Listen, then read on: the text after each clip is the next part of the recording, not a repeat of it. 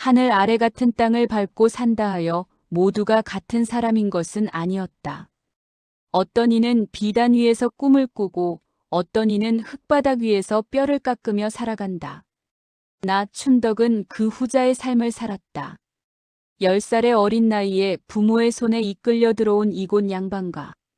내게 세상은 오직 이 집의 담벼락 높이만큼이었고 내 꿈은 그저 주인 어른의 눈밖에 나지 않는 것이 전부였다. 10년이라는 세월이 흐르는 동안 나는 마님의 속치마주름 하나까지 기억할 만큼 그녀의 손발이 되어 살았다.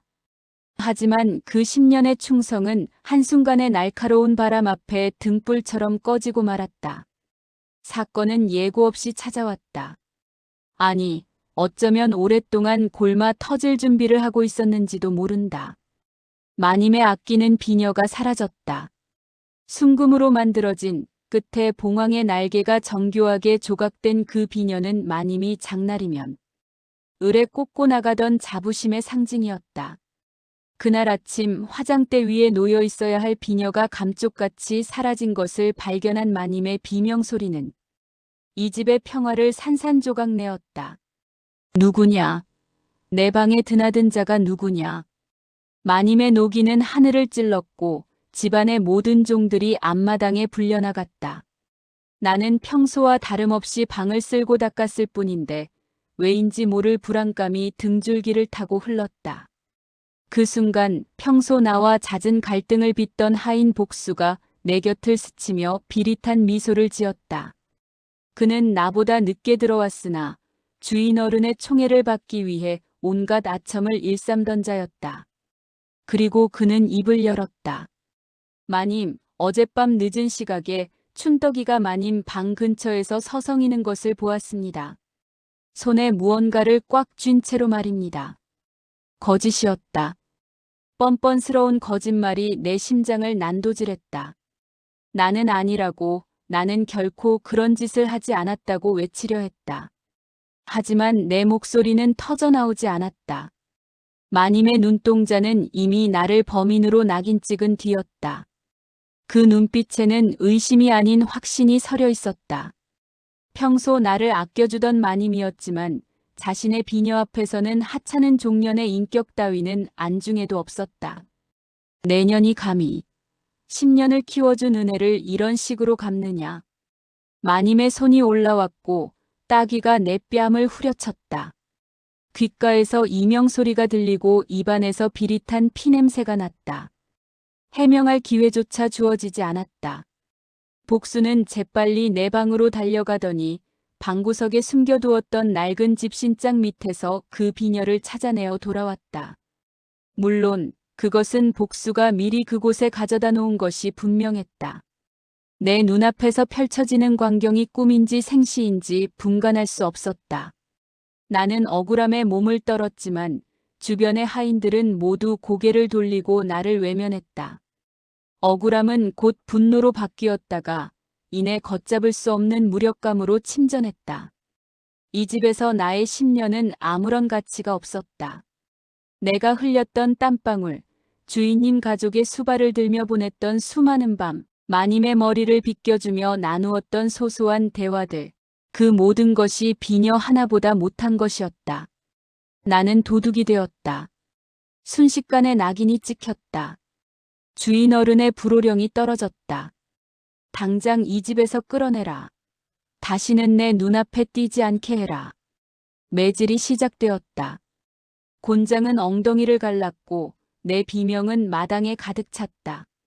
내가 저지르지 않은 죄, 그러나 세상이 정해준 죄 때문에 나는 죄인이 되어 집 밖으로 내던져졌다. 대문은 쾅 소리를 내며 닫혔고 나는 진흙탕 속에 엎어졌다. 뒤를 돌아보려 했으나 온몸의 뼈마디가 비명을 질렀다. 10년의 세월이 그 육중한 대문 뒤에 갇혔다. 나는 이제 더 이상 누군가의 여종도 누군가를 돌보는 춘덕도 아니었다.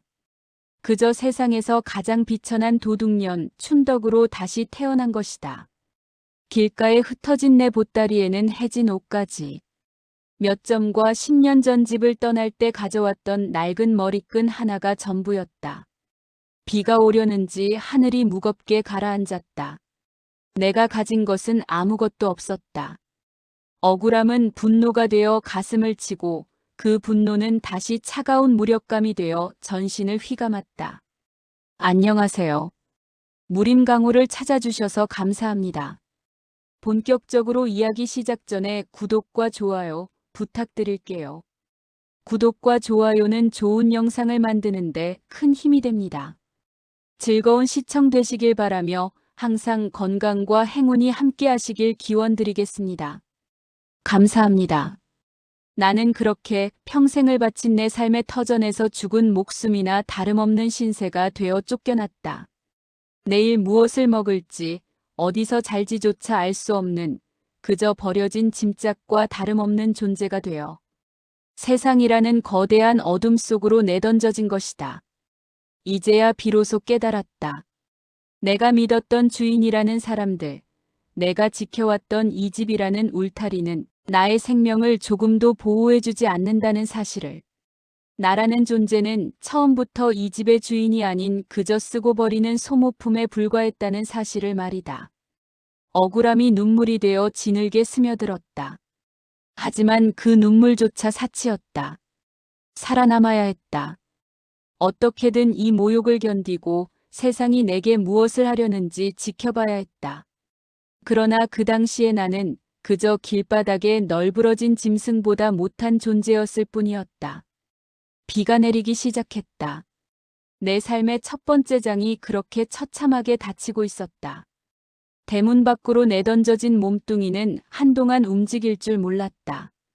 매질로 터진 살점 위에 빗물이 닿을 때마다 소금을 뿌린 듯한 통증이 전신을 타고 흘렀으나 그보다 더 고통스러운 것은 내 존재가 부정당했다는 비참함이었다. 나는 진흙투성이가 된 몸을 겨우 일으켜 세웠다. 갈 곳이 없었다. 10년간 나의 세계는 오직 그 집의 담벼락 안쪽이었기에 담밖의 세상은 나에게 길 잃은 짐승이 마주한 거대한 밀림과도 같았다. 나는 비틀거리며 저작거리로 향했다. 어제까지만 해도 내가 마님의 심부름으로 드나들며 인사를 나누던 익숙한 거리였다. 하지만 하루아침에 내 이름 앞에는 도둑년이라는 보이지 않는 주홍 글씨가 새겨져 있었다. 소문은 발이 없어도 바람보다 빨랐다. 내가 길목에 들어서자마자 어제까지 웃으며 덤을 얹어주던 포목점 아주머니가 질색하며 가래침을 뱉었다.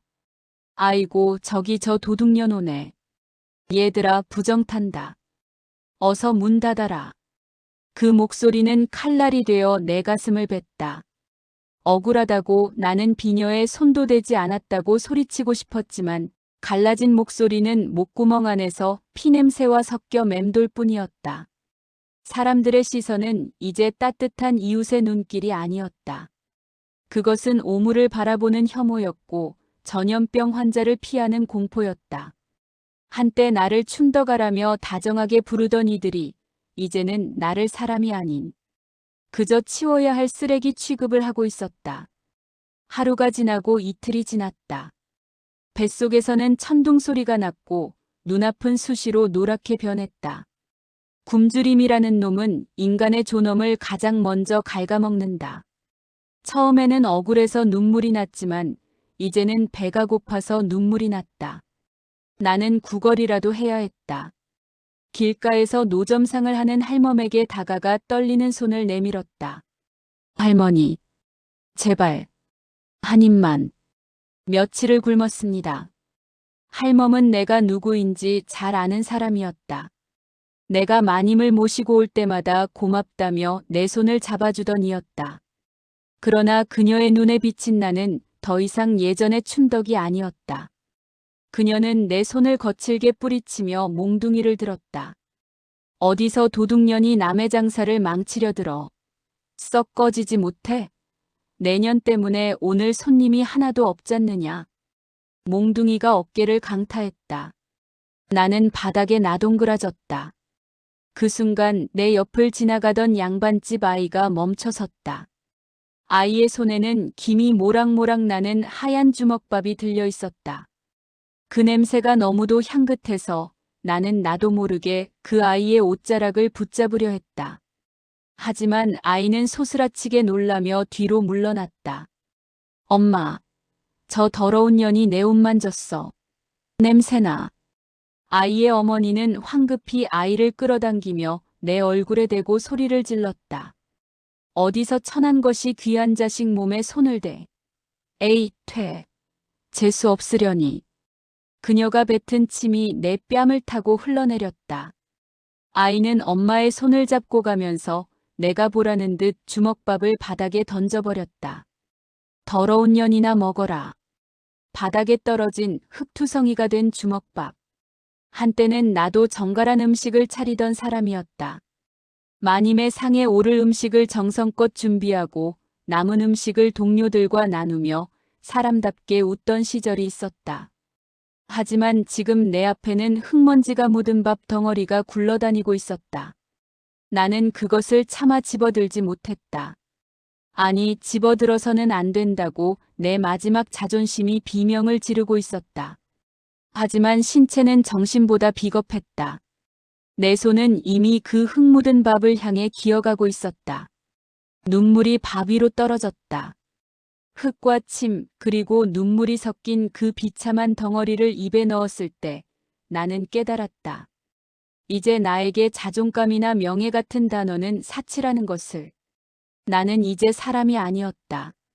그저 생명을 연명하기 위해 땅바닥을 기어다니는 벌레와 다를 바 없었다. 저작거리의 화려한 등불들이 하나둘 켜지기 시작했다. 사람들은 각자의 집으로 돌아가 따뜻한 화롯가에 앉아 저녁을 먹을 것이다. 하지만 나에게는 돌아갈 집도, 나를 기다리는 사람도, 나를 변호해줄 진실도 없었다. 추위가 뼈저리게 스며들었다. 입고 있는 옷은 이미 걸레처럼 너덜너덜해졌고 살갗은 군데군데 터져 진물이 났다. 가장 아픈 것은 육신의 고통이 아니었다. 내가 평생을 바쳐 지켜온 성실함과 정직함이 이 세상에서는 아무런 힘이 없다는 사실을 마주하는 것이었다. 착하게 살면 복을 받는다는 옛 이야기는 전부 거짓이었다.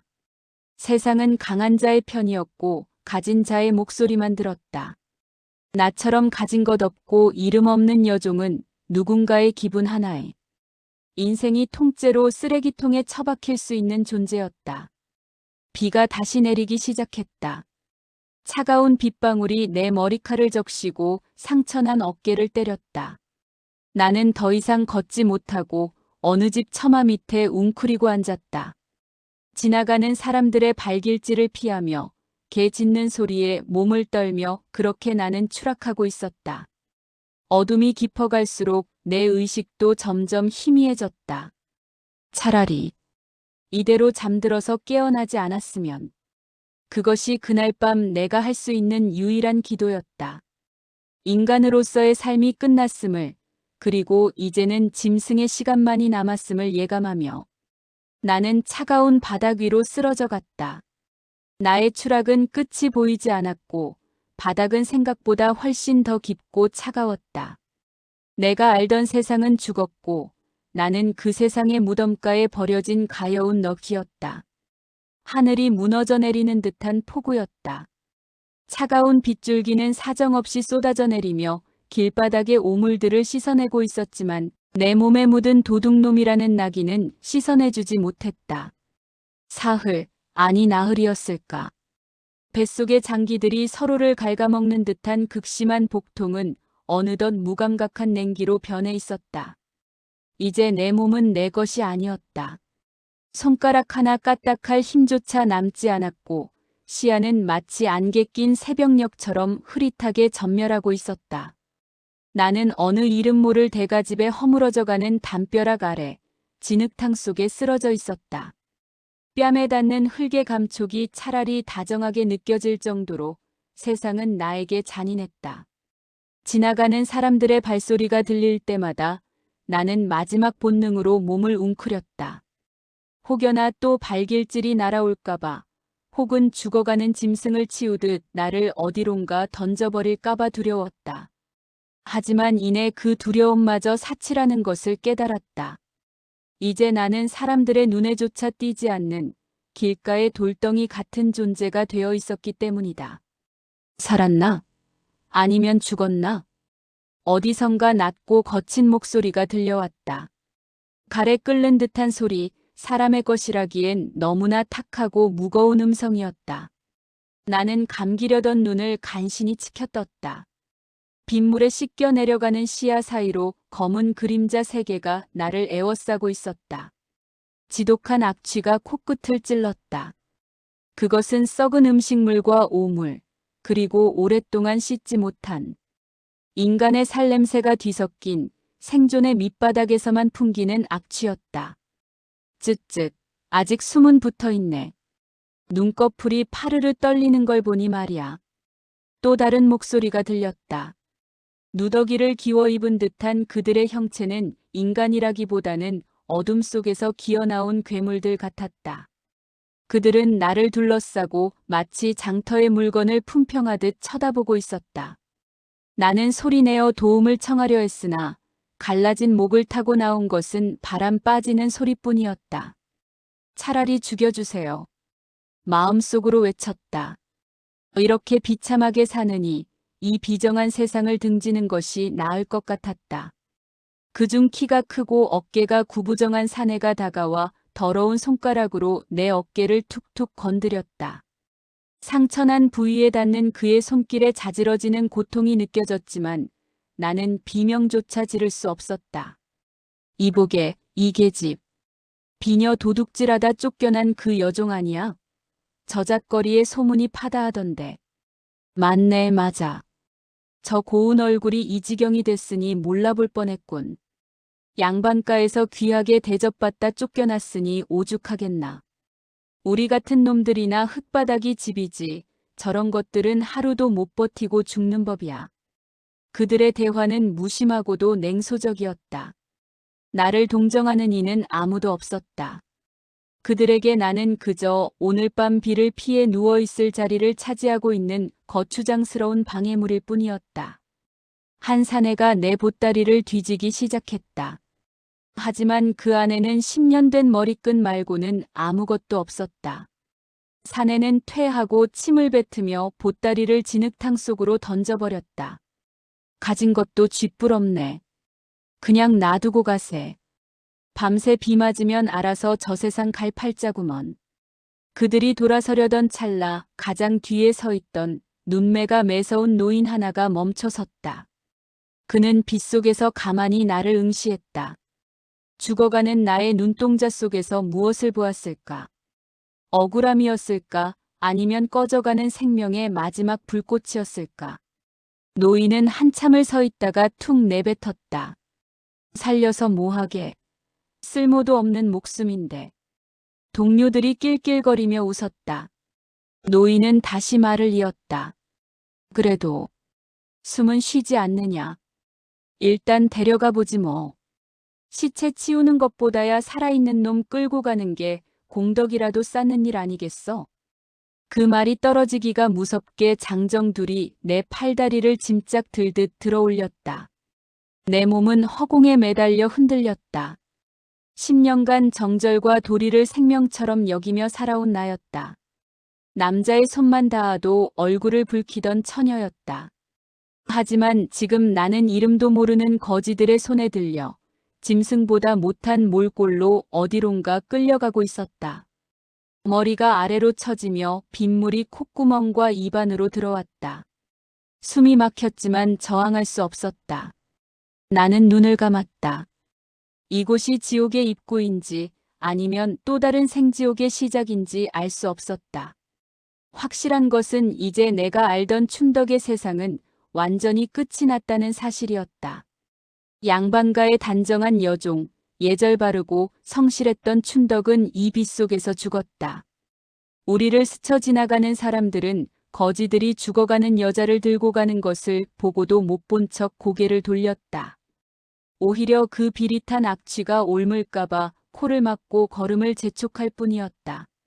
세상에게 나는 이미 죽은 존재였다. 아무도 나를 찾지 않을 것이고 아무도 나를 위해 울어주지 않을 것이다.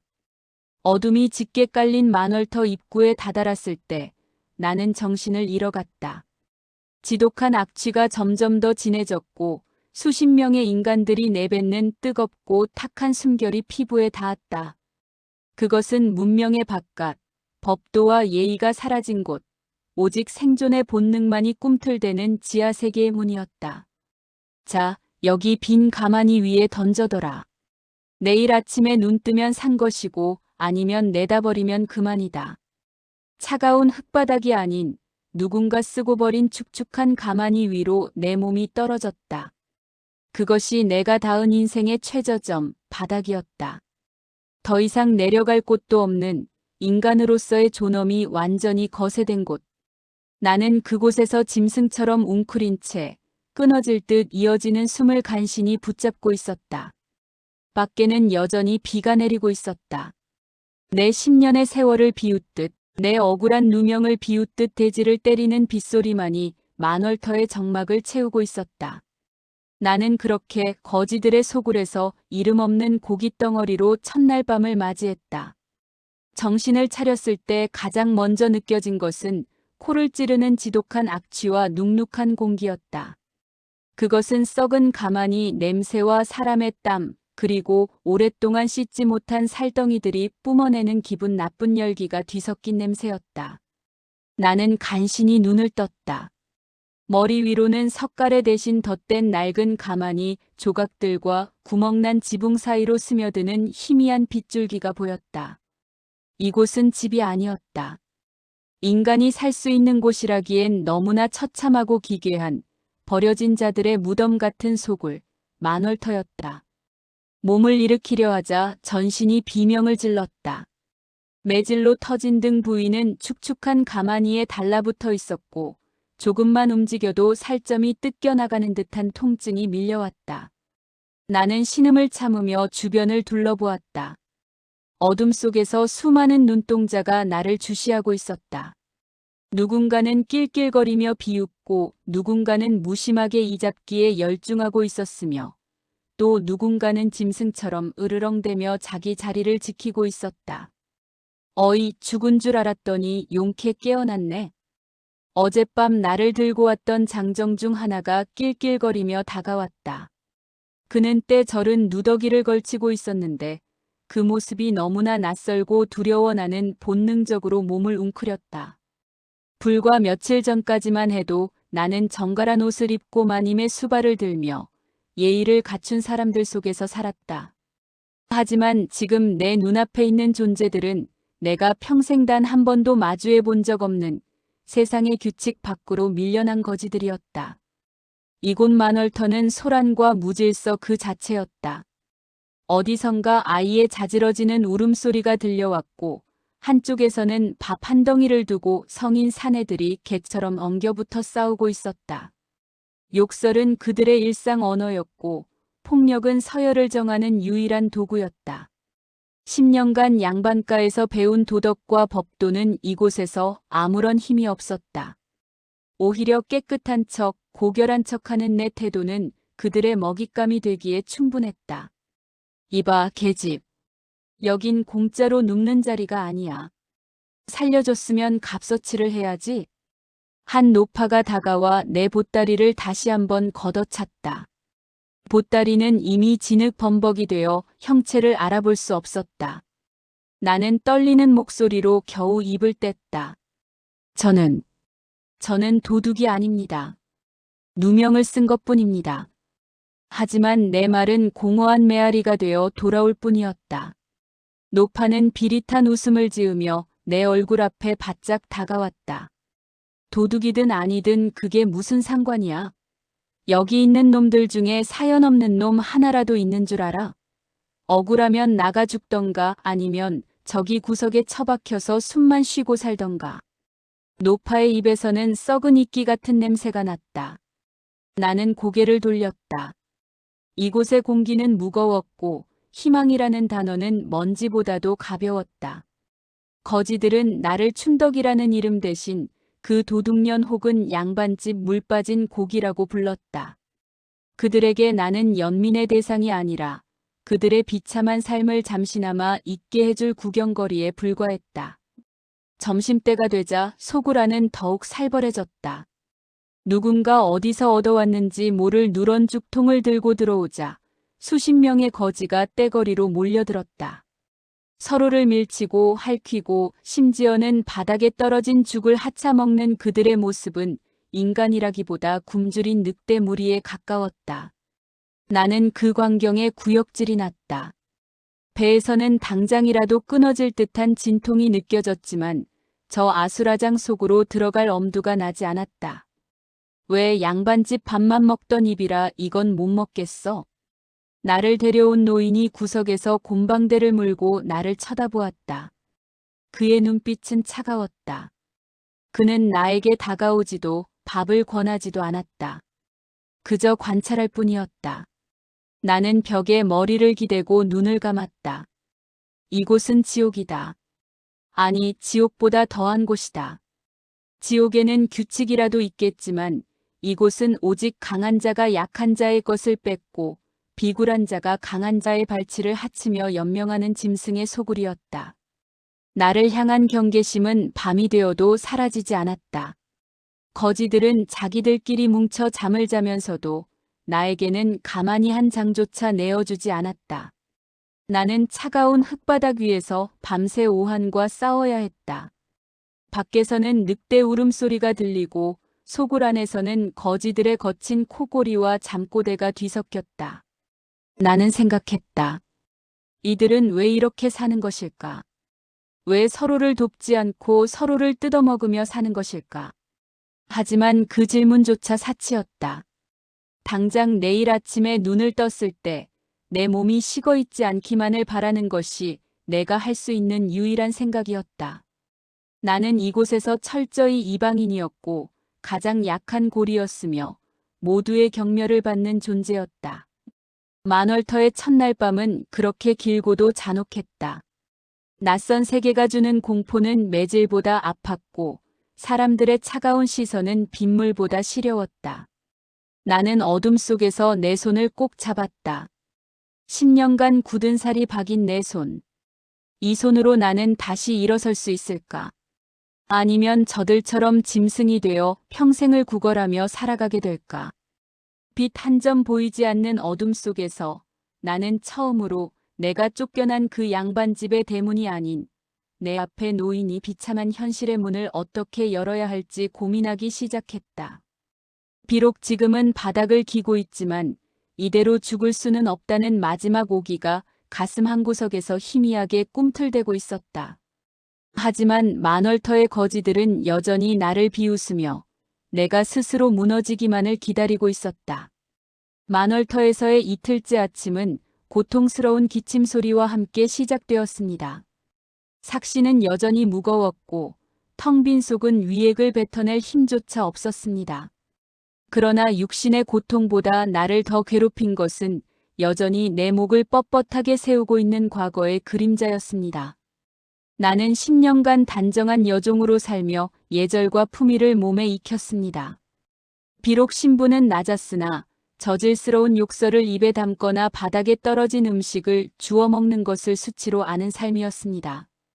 그 알량한 자존심이 이곳 만월터의 거지들에게는 가장 역겨운 먹잇감이라는 사실을 그때의 나는 알지 못했습니다. 이봐, 양반집 고기. 언제까지 그러고 앉아 있을 거야? 여기 들어왔으면 너도 밥값을 해야지.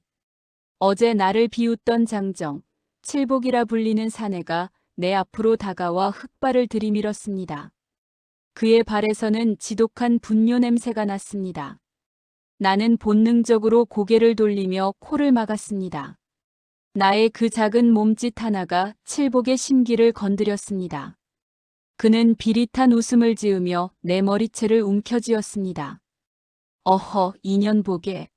지금 더럽다고 피하는 거야? 내년 몰골을 거울로 좀 봐라. 우리보다 더하면 더했지 덜하진 않아. 어디서 귀부인 흉내를 내고 있어. 나는 머리카락이 뽑혀나가는 통증 속에서도 눈을 부라리며 소리쳤습니다. 놓으십시오. 나는 당신들처럼 평생을 길바닥에서 썩을 사람이 아닙니다. 누명을 벗으면 다시 예전으로 돌아갈 몸이란 말입니다. 나의 그 외침에 속으라는 순식간에 조용해졌습니다. 그리고 이내 폭소 터지는 소리가 사방에서 터져나왔습니다. 흙바닥을 구르며 웃는 이도 있었고 가래침을 뱉으며 혀를 차는 이도 있었습니다. 그들에게 나의 희망은 세상에서 가장 웃기는 농담에 불과했습니다. 칠복은 내 얼굴을 바닥으로 내팽개쳤습니다. 돌아가? 어디로? 그 비녀 도둑질한 집으로? 아니면 내년을 짐승처럼 내던진 그 거리로? 정신 차려 이년아. 넌 이미 죽었어. 세상 사람들에게 넌 이미 존재하지 않는 유령이란 말이다. 칠복의 말은 매질보다 더 아프게 내 가슴을 후벼 팠습니다. 그는 내 등에 발을 올리고 꾹 누르며 말을 이었습니다. 여긴 만월터야. 양반도 여종도 도둑년도 없어. 오직 입에 풀칠하기 위해 남의 것을 뺏고 비굴하게 기는 짐승들만 있는 곳이지. 내가 그 잘난 자존심을 지키고 싶다면 당장 여기서 나가서 굶어 죽던가. 아니면 내 발가락이라도 핥으면서 밥 한 덩이 구걸해 보던가. 나는 진흙탕에 입술을 부딪히며 눈물을 삼켰습니다. 억울했습니다. 내가 왜 이런 대우를 받아야 하는지, 왜 저런 인간 이하의 존재들에게 짓밟혀야 하는지 도무지 이해할 수 없었습니다. 하지만 칠복은 멈추지 않았습니다. 그는 내 보따리를 낚아채더니 그 안에 든 유일한 유산인 낡은 머리끈을 꺼내 불 속으로 던져버렸습니다. 안 돼. 내놓으란 말이야. 내가 비명을 지르며 달려들었지만 칠복의 거친 손길에 다시 바닥으로 나동그라졌습니다. 그는 무자비했습니다. 발길질이 옆구리와 어깨를 강타했습니다. 둔탁한 타격음이 들릴 때마다 내 안에 무언가가 하나씩 부서져 내렸습니다. 그것은 내가 마지막까지 붙잡고 있던 사람으로서의 자부심이었습니다. 죽여라. 차라리 죽여. 나는 악을 쓰며 대들었습니다. 하지만 칠복은 차가운 눈으로 나를 내려다보며 말했습니다. 죽는 게 쉬울 줄 알지? 여긴 죽는 것도 사치야. 살아서 이 지옥을 끝까지 견디는 게 진짜 형벌이지.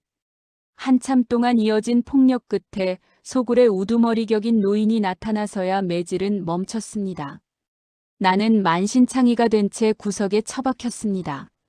숨을 쉴 때마다 갈비뼈가 어긋나는 통증이 밀려왔고 입안은 터져 피비린내가 진동했습니다. 하지만 신기하게도 그렇게 처참하게 얻어맞고 나니 가슴속을 가득 채웠던 오만함과 미련이 씻겨 내려가는 기분이 들었습니다. 나는 거울이 없어도 알 수 있었습니다. 내 손톱 밑은 이미 검은 때로 가득했고 머리카락에는 이가 끓고 있었으며 입고 있는 옷은 걸레보다 더러웠습니다. 나는 더 이상 마님의 비녀를 닦던 그 정갈한 여종이 아니었습니다. 나는 그저 매맞고 줄인 배를 움켜쥔 만월터의 가장 비천한 거지 중 하나일 뿐이었습니다. 현실은 냉혹했습니다. 자존심은 배를 채워주지 않았고 과거의 영광은 추위를 막아주지 못했습니다. 내가 살기 위해 해야 할 일은 누명을 벗는 것이 아니라 당장 내일 아침에 저들이 가져올 구정물 같은 죽 한 그릇을 얻어내기 위해 비굴해지는 법을 배우는 것이었습니다. 나는 구석에서 웅크린 채 그들을 관찰하기 시작했습니다. 칠복은 여전히 기세등등하게 굴었지만 사실 그도 어제 장터에서 얻어맞아 다리를 절고 있었습니다. 노파는 욕쟁이였지만 자기보다 더 어린 거지 아이에게는 마른 빵 조각을 몰래 건네는 따스함이 있었습니다. 그들은 짐승처럼 보였으나 사실은 세상의 모진 바람에 온몸이 깎여나간 가여운 영혼들이었습니다. 나는 깨달았습니다. 이곳에서 살아남으려면 저들과 부딪히는 것이 아니라 저들의 일부가 되어야 한다는 것을요. 그리고 동시에 결심했습니다. 단순히 저들처럼 구걸하며 생명을 연명하는 데서 그치지 않겠다고. 이 바닥에도 나름의 규칙이 있고 힘의 흐름이 있다면 나는 그것을 파악해 내 자리를 찾겠노라고 말입니다. 매질의 통증이 잦아들 무렵 나는 처음으로 그들에게 구걸의 말을 내뱉었습니다. 배가 고픕니다. 물이라도 좋으니 조금만 주십시오. 나의 꺾인 목소리에 칠복은 코방귀를 꼈지만 노파는 말없이 물바가지를 내밀었습니다. 그 더러운 물 한 모금을 마시며 나는 맹세했습니다. 오늘의 이 수모와 통증을 뼛속 깊이 새기겠다고. 그리고 반드시 이 밑바닥에서 다시 하늘로 올라갈 길을 찾아내겠다고 말입니다. 나의 추락은 여기서 멈췄습니다. 이제 남은 것은 이 거친 거지들의 세상에서 나만의 무기를 찾아 일어서는 것뿐이었습니다. 비릿한 흙맛이 입안에 감돌았지만 그것은 이제 절망의 맛이 아닌 도끼서린 생존의 맛이었습니다. 매질의 흔적이 딱지로 앉고 육신의 통증이 무딘 감각으로 변할 무렵 나의 눈은 비로소 뜨이기 시작했습니다. 그전까지 만월터의 거지들은 그저 악취나는 배경이거나 나를 괴롭히는 괴물들에 불과했습니다.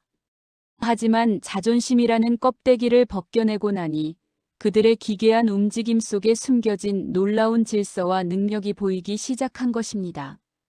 그것은 양반가 서당에서도 저작거리의 화려한 상단에서도 배울 수 없는 오직 밑바닥에서만 자생한 생존의 기술이었습니다. 나는 며칠 동안 소굴 구석에 죽은 듯이 엎드려 그들을 관찰했습니다. 사람들은 내가 기력을 잃고 죽어가는 줄 알았겠지만 사실 내 머릿속은 그 어느 때보다 바쁘게 움직이고 있었습니다. 가장 먼저 내 눈길을 끈 것은 귀머거리 노인이라 불리는 노인의 움직임이었습니다. 그는 정말 귀가 먹은 것인지 온종일 입 한 번 떼지 않았지만 해가 질 무렵이면 언제나 가장 실한 음식 보따리를 들고 나타났습니다. 가만히 지켜보니 그는 시장터 한복판에 앉아 구걸을 하는 게 아니었습니다. 그는 바람의 방향을 읽고 상인들의 대화 소리가 가장 잘 들리는 골목억이나 객주의 뒤뜰 담벼락 아래에 붙어 있었습니다. 그가 소굴로 돌아와 동료들에게 무심코 던지는 짧은 말들은 경악할 만큼 정확했습니다. 내일 평양상단이 비단 30피를 들고 온단다. 서문 쪽 다리가 보수 중이라 동쪽 샛길로 돌아온다더군. 그 한마디에 발 빠른 거지 아이들이 움직였습니다. 그들은 상단이 도착하기도 전에 길목을 지키고 서서 짐을 날라주거나 지름길을 안내해주며 수고비를 챙겼습니다. 그것은 단순한 구걸이 아니었습니다. 세상의 흐름을 먼저 읽고 움직이는 정보의 선점이었습니다. 또한 칠복을 비롯한 장정들은 성격은 거칠었으나 고을의 모든 지리를 손바닥 들여다보듯 꿰뚫고 있었습니다. 어느 집 담장이 낮고 어느 집 개가 사나우며 어느 집 하인이 주인의 눈을 피해 뒷문을 열어두는지 그들은 모두 알고 있었습니다. 심지어 그들은 관아의 포졸들이 몇 시에 교대를 하는지 어느 주막의 술맛이 변해 손님이 끊기기 시작했는지까지 기억하고 있었습니다. 내가 양반가 여종으로 살며 마님이 시키는 일만 기계적으로 해낼 때 이들은 목숨을 걸고 세상의 모든 구석구석을 훑으며 살고 있었던 것입니다. 문득 소름이 돋았습니다. 만약 이들이 가진 이 방대한 정보들을 한데 모으고 체계적으로 관리할 수만 있다면, 만약 이들의 발과 눈을 하나의 목적을 위해 움직이게 할 수 있다면, 이건 그냥 거지들이 아니다. 나는 전율했습니다. 세상 사람들은 이들을 쓸모없는 쓰레기라 부르며 피하지만 사실 이들은 고을 전체를 감시하는 눈이자 모든 소식이 모이는 거대한 그물망이었습니다. 상단 주인들도 모르는 물가 변동의 기미를 거지들은 시장통 바닥에 버려진 채소 쪼가리의 상태를 보고 알아챘고 대감댁의 권력 다툼은 그 집 뒷간에서 나오는 은밀한 종이 조각 하나로 읽어냈습니다. 나는 그날 밤 뜬 눈으로 밤을 지새웠습니다. 내 머릿속에서는 10년간 익혔던 상단의 장부정리법과 이들이 가진 정보들이 어지럽게 뒤섞이며 하나의 거대한 그림을 그려내고 있었습니다. 양반가에서 글을 배우고 숫자를 익혔던 나의 재능이 드디어 이곳 만월터에서 그 쓰임새를 찾은 듯 했습니다. 나를 괴롭히던 칠복이 옆에서 코를 골며 자고 있었지만 이제 더 이상 그가 두렵지 않았습니다. 오히려 그 투박한 다리와 거친 입담이 훌륭한 자산으로 보이기 시작했습니다. 저들은 스스로가 얼마나 대단한 힘을 가졌는지 모르고 있었습니다. 그저 오늘 하루 배를 채우는데 그 능력을 낭비하고 있을 뿐이었죠. 이걸로 돈을 벌 수 있어. 아니, 세상을 뒤흔들 수도 있어. 심장이 터질 듯이 뛰었습니다. 억울하게 쫓겨난 여종 춘덕의 삶은 끝났지만 만월터의 브레인이 될 새로운 춘덕이 태동하는 순간이었습니다. 나는 바닥에 떨어진 숫덩이 하나를 집어들고 가만히 조각 위에 어렴풋한 지도를 그리기 시작했습니다. 시장의 동선, 관아의 위치, 상단들의 거점, 그리고 그 사이사이를 연결하는 거지들의 이동 경로. 아침 햇살이 만월터의 구멍난 천장을 뚫고 들어왔습니다. 어제와 다름없는 악취와 소란이 시작되었지만 나의 눈빛은 완전히 달라져 있었습니다. 나는 더 이상 국어를 기다리는 수동적인 존재가 아니었습니다. 나는 이 소굴을 거대한 상단으로 탈바꿈시킬 계획을 가진 한 명의 전략가가 되어 있었습니다. 나는 자리에서 일어나 옷에 묻은 흙을 털어냈습니다. 여전히 옷은 누더기였고 몸은 비쩍 말랐지만 내 걸음걸이에는 묘한 자신감이 서려 있었습니다. 나는 나를 살려준 그 노인에게 다가갔습니다. 그는 여전히 곰방대를 물고 무심한 눈으로 나를 보았습니다. 나는 그에게 나직하지만 단단한 목소리로 첫마디를 건넸습니다. 나으리, 저들에게 구걸이 아닌 거래를 가르치고 싶습니다. 저를 믿어주신다면 2만월터의 모든 식구가 매일 고기 반찬에 쌀밥을 먹게 해드리겠습니다. 노인의 곰방대 연기가 멈췄습니다. 그는 처음으로 나를 쓸모없는 목숨이 아닌 하나의 인간으로 쳐다보기 시작했습니다. 그것이 만월 상단의 시작이자 내 인생을 뒤집을 거대한 반격의 서막이었습니다. 만월터의 아침은 언제나처럼 비천한 욕설과 마른 기침 소리로 시작되었습니다. 하지만 그날 소굴의 가장 깊숙하고 어두운 구석에서 들려온 나의 목소리는 그 모든 소란을 잠재우기에 충분했습니다. 나는 며칠간 가만히 위에 수치로 써내려간 기록들을 가슴에 품고 소굴의 우두머리인 노인과 칠복 그리고 뼛속까지 거지가 된 장정들 앞에 섰습니다. 언제까지 남이 먹다 남은 찌꺼기에 목숨을 거실 겁니까? 언제까지 시장 상인들의 발길질을 견디며 동전 한 푼에 자존심을 파실 겁니까? 나의 당돌한 질문에 칠복이 코방귀를 뀌며 다가왔습니다. 그는 여전히 나를 양반집 물 빠진 고기라 여기며 비웃었습니다.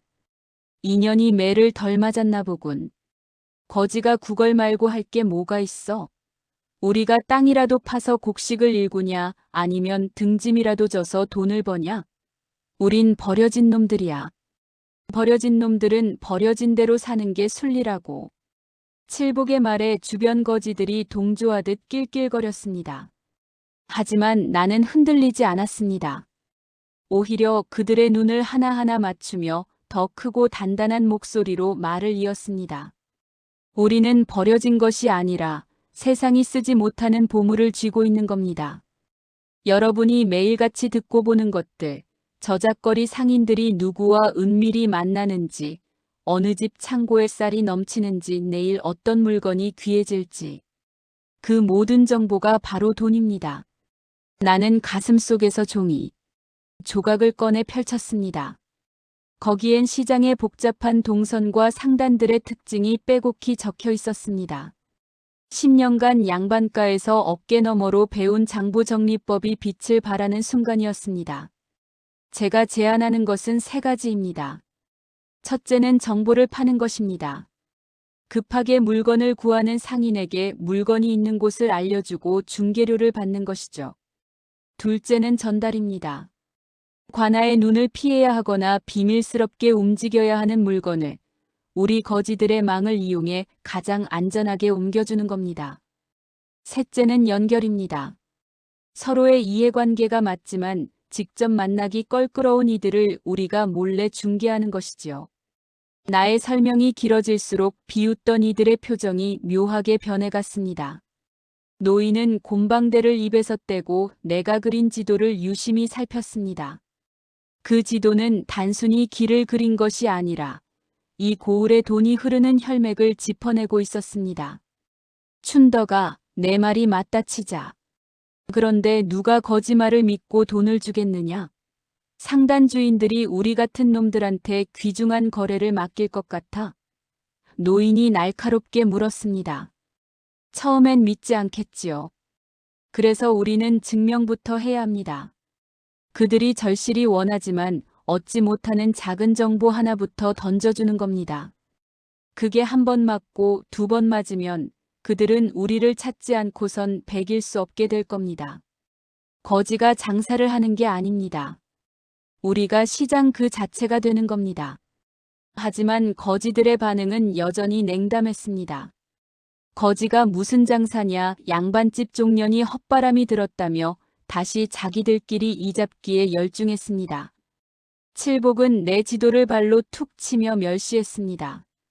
꿈 깨라 이년아. 우린 그냥 오늘 하루 안 굶으면 장땡이야. 그런 골치 아픈 짓은 양반들이나 하는 거지. 절망적인 상황이었습니다. 하지만 나는 물러서지 않았습니다. 이들을 설득하지 못하면 내 인생은 다시 그 진흙탕 속으로 처박힐 것이 뻔했습니다. 나는 노인에게 다가가 무릎을 꿇었습니다. 나으리, 딱 한 번만 기회를 주십시오. 일주일 안에 제 말이 틀렸다는 게 증명되면 제 발로 이 소굴을 나가 죽겠습니다. 하지만 만약 제가 단 한 푼이라도 벌어온다면 그때는 제 계획에 따라 주십시오. 노인은 한참을 침묵했습니다. 소굴 안에는 팽팽한 긴장감이 감돌았습니다. 빗방울이 가만히 지붕을 때리는 소리만이 정적을 깼습니다. 마침내 노인이 입을 열었습니다. 좋다. 어차피 죽어가는 목숨 살려놓은 거, 내 운이 어디까지인지 한번 보자꾸나. 칠복아, 이 계집이 시키는 대로 며칠만 움직여봐라. 칠복은 투덜거렸지만 우두머리의 명을 거역할 순 없었습니다. 나는 속으로 주먹을 꽉 쥐었습니다. 이것은 단순한 장사의 시작이 아니었습니다. 세상에 버려진 이들이 세상의 중심을 향해 던지는 첫 번째 도전장이었습니다. 나는 그날 밤 칠복과 몇몇 아이들을 불러 모았습니다. 그리고 시장통에서 가장 탐욕스럽기로 소문난 포목점 주인 박서방의 동선을 파악하라고 지시했습니다. 박서방은 최근 비단 가격 폭등으로 골머리를 앓고 있었고 나는 이미 거지들의 소문을 통해 어느 창고에 비단이 묶여 있는지 알고 있었습니다. 나의 첫 번째 제안은 그렇게 차가운 소외와 비웃음 속에서 싹을 틔웠습니다. 아무도 믿지 않았고 모두가 불가능하다 말했습니다. 하지만 내 가슴 속에는 확신이 있었습니다. 10년간 억눌려온 나의 재능과 거지들이 가진 날 것 그대로의 정보가 만나는 순간 이 고을의 상권은 요동치게 될 것이라는 확신 말입니다. 우리는 더 이상 남의 밥그릇을 구걸하지 않습니다. 이제 우리가 그 밥그릇을 만들 것입니다. 어둠 속에서 나직이 읊조린 나의 맹세는 만월터의 눅눅한 공기를 가르며 메아리 쳤습니다. 춘덕, 아니 이제 만월 상단의 행수라 불리게 될 나의 첫 번째 싸움이 드디어 시작된 것입니다. 작전은 은밀하고도 치밀하게 진행되었습니다. 나는 칠복과 발 빠른 거지 아이셋을 시장통으로 내보냈습니다. 그들에게 맡긴 임무는 구걸이 아니었습니다. 포목점 주인 박서방의 일거수일투족을 감시하고 그가 누구와 은밀히 접촉하는지 어떤 서신을 주고받는지 알아내는 것이었습니다. 며칠 뒤 거지 아이 하나가 숨을 몰아쉬며 만월터로 달려들어왔습니다. 행수님, 박서방 그 영감이 평양 쪽 비단 상인과 크게 다투었습니다. 비단값은 이미 지불했는데 길목에서 산적을 만났는지 어쨌는지 물건이 보름째 도착을 안 한답니다. 박서방은 당장 내일 모레까지 관아에 납품할 비단 10필이 없어서 목이 날아갈 판입니다. 아이의 눈은 흥분으로 번뜩였습니다. 나는 무릎을 탁 쳤습니다. 바로 이때였습니다. 정보는 때를 만났을 때 비로소 금전의 가치를 갖는 법입니다. 나는 며칠 전 귀머거리 노인이 무심코 던졌던 말을 떠올렸습니다. 동쪽 샛길 근처 버려진 물방앗간에 정체 모를 짐바리들이 숨겨져 있다는 소식이었죠. 칠복 아저씨, 지금 당장 박서방에게 가십시오. 그리고 이렇게 전하세요. 잃어버린 비단 연필이 어디 있는지 알고 있다. 오늘 밤 안으로 물건을 찾고 싶다면 은전 두 잎을 들고 만월터 입구로 나오라고요. 칠복은 반신반의하는 표정이었습니다. 미쳤냐? 거짓말을 듣고 그 콧대 높은 박서방이 은전 두 잎을 내놓겠어? 몽둥이질이나 안 당하면 다행이지. 하지만 나는 단호했습니다. 박서방은 지금 몽둥이가 무서운 게 아니라 관아의 형벌이 무서운 사람입니다. 믿져야 본전이라는 심정으로 반드시 나올 겁니다. 어서 가세요. 반나절이 지났습니다. 만월터 소굴 안의 거지들은 숨을 죽인 채 입구를 주시했습니다. 과연 그 잘난 상단 주인이 거지들의 소굴을 찾을 것인가? 약속한 시간이 다가오자 어둠 속에서 등불 하나가 흔들리며 다가왔습니다. 박서방이었습니다.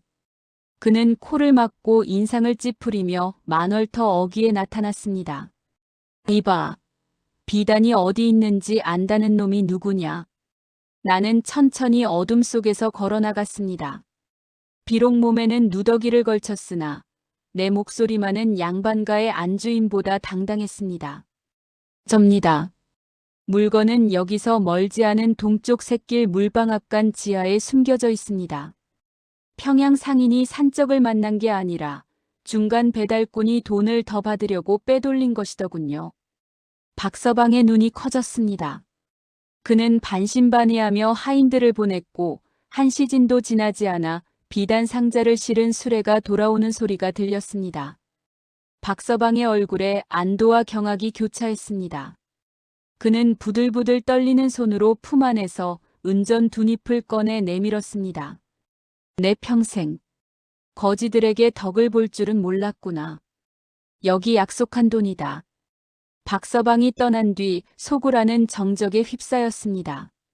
내 손바닥 위에 놓인 은전 두 잎이 달빛을 받아 차갑고도 영롱하게 빛났습니다. 그것은 우리 거지들이 평생을 구걸해도 만져보기 힘든 큰돈이었습니다. 거지들은 넋을 잃고 그 동전을 바라보았습니다. 진짜 돈을 벌었어. 칠복이 더러운 손으로 은전을 만져보며 떨리는 목소리로 말했습니다. 소굴 여기저기서 웅성거림이 터져나왔습니다. 단순히 배를 채운 것이 문제가 아니었습니다. 평생 쓰레기 취급을 받던 자신들의 말 한마디가 시장의 거물인 박서방을 움직이고 실제 가치를 만들어냈다는 사실이 그들의 가슴에 불을 지폈습니다. 나는 그 돈을 우두머리 노인에게 바쳤습니다. 그리고 선언했습니다. 보셨습니까? 이것이 우리의 힘입니다. 박서방은 이제 비단뿐만 아니라 다른 물건이 필요할 때도 우리를 제일 먼저 떠올릴 겁니다. 우리가 가진 정보가 박서방의 전 재산을 지켜줬으니까요. 그날 밤 만월터에는 난생 처음 구걸하지 않은 쌀로 지은 고소한 밥 냄새가 진동했습니다. 거지들은 서로의 얼굴을 바라보며 웃었습니다. 비웃음과 멸시가 가득했던 눈빛에는 이제 기대와 경외가 서리기 시작했습니다. 나를 괴롭히던 거지들도 이제는 내 앞을 지날 때 슬그머니 고개를 숙였습니다. 춘덕이라는 이름은 이제 단순한 여종의 이름이 아니었습니다. 그들에게 춘덕은 지옥 같은 밑바닥에서 금전의 길을 열어준 신비로운 행수이자 유일한 희망의 등불이 되었습니다. 성공은 달콤했지만 나는 멈추지 않았습니다. 이것은 시작에 불과했습니다. 박서방 한 명으로 시작된 이 거래는 곧 고을 전체의 상인들에게 소문이 날 것입니다. 만월터 거지들에게 가면 잃어버린 물건도 찾고 막힌 길도 뚫린다는 기이한 소문 말입니다. 나는 은전 두 잎을 보며 다짐했습니다. 이 동전들이 수만 잎이 되어 우리 거지들이 비단 옷을 입고 장터를 당당히 걷게 되는 그날까지 나의 장사는 멈추지 않을 것이라고 말입니다. 은전 두 잎의 기적은 만월터의 공기를 완전히 바꿔놓았습니다. 어제까지 그저 죽지 못해 눈을 뜨던 이들의 눈동자엔 이제 욕망이라는 생기가 돌기 시작했습니다. 하지만 나는 알았습니다. 이 열기가 그저 한 끼의 포식으로 끝나버린다면 우리는 다시 비참한 거짓대로 돌아갈 것이라는 사실을 말입니다. 장사는 요행으로 하는 것이 아니라 질서로 하는 것입니다. 나는 소굴의 가장 높은 곳에 올라가 흩어져 있는 거지들을 불러 모았습니다. 박서방에게 받은 은전 두 잎은 시작일 뿐입니다. 하지만 규칙이 없는 재물은 독이 될 뿐이죠. 오늘부터 만월터는 이름 없는 거지 소굴이 아니라 이 고을의 모든 소식이 흐르는 만월상단이 될 것입니다. 나의 선언의 소굴안은 술렁이었습니다. 나는 수치로 벽면에 커다랗게 조직의 체계를 그리기 시작했습니다. 그것은 내가 양반가에서 보았던 큰 상단들의 구조를 우리 거지들의 특성에 맞게 개조한 것이었습니다. 첫째, 이슬 부대입니다. 다리가 빠르고 눈이 밝은 아이들을 배치하겠습니다. 여러분은 고을의 구석구석을 누비며 담장 너머의 소리, 주막의 험담, 관아의 공문을 수집하십시오. 여러분은 우리 상단의 눈이자 귀입니다. 새벽 이슬처럼 은밀하게 움직여 정보를 가져오십시오. 아이들이 서로의 얼굴을 보며 눈을 반짝였습니다. 평소 도둑놈이라 손가락질 받으며 쫓겨나던 그들의 발걸음에 인무라는 이름의 가치가 부여되는 순간이었습니다. 둘째, 바람 부대입니다. 칠복 아저씨를 비롯한 힘 좋은 장정들이 맡으십시오. 여러분은 물건의 운반과 중개를 담당합니다. 거지들만이 아는 뒷길과 샛길을 이용해 누구보다 빠르게 물건을 전달하십시오. 때로는 위험으로부터 우리 상단을 지키는 주먹이 되어야 할 것입니다. 칠복은 어깨를 으쓱하며 듬직한 표정을 지었습니다. 매질만 일삼던 그의 완력이 이제 조직을 수호하는 힘으로 인정받은 것입니다. 마지막으로 바위 부대입니다. 연륜이 깊은 어르신들이 맡으십시오. 시장통 한복판에서 구걸하며 자리를 지키되 들어오는 정보를 선별하고 가공하십시오. 어떤 정보가 돈이 될지, 어떤 정보가 위험한지 가려내는 지혜의 창고가 되어주셔야 합니다. 나는 조직의 분배 원칙도 명확히 했습니다. 번 돈의 절반은 상단의 공동자금으로 비축하여 훗날을 도모하고 나머지는 기여도에 따라 공정하게 나눴습니다. 구걸에서 얻은 밥은 비굴한 맛이 나지만 땀 흘려 번 돈으로 산 쌀은 꿀보다 달콤하다는 것을 나는 그들에게 각인시켰습니다. 명심하십시오. 우리 상단의 제1조 규칙은 입조심입니다. 우리가 파는 것은 정보이며 정보가 새어나가는 순간 우리의 목숨도 끝납니다. 또한 동료를 배신하는 자는 만월터뿐만 아니라 이 고을 어디에서도 발붙이지 못하게 할 것입니다. 나의 단호한 태도에 거지들은 압도당했습니다. 더 이상 나는 만만한 여종춘덕이 아니었습니다. 질서를 세우고 생계를 책임지는 엄격한 행수였습니다. 거지들은 스스로 누더기를 털어내고 엉클어진 머리를 빗어넘기기 시작했습니다. 누군가 시키지 않아도 소굴 내부를 청소하고 맡은 구역으로 정찰을 나갔습니다. 효과는 즉각적이었습니다. 체계적으로 수집된 정보들은 하나하나 돈으로 변했습니다. 어느 객주에 귀한 손님이 오니 좋은 방을 비워두라는 귀띔부터 장날에 소금 가격이 오를 예정이니 미리 확보하라는 은밀한 조언까지.